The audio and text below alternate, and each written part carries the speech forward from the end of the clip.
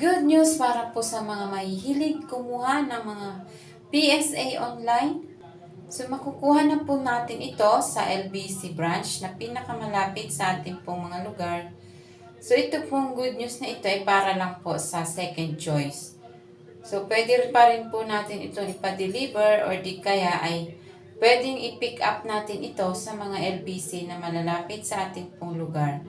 At ito po ay, mayroon po akong ipa-flash dito na option kung saan i-click nyo ito para po sa choices kung anong gusto nyong delivery.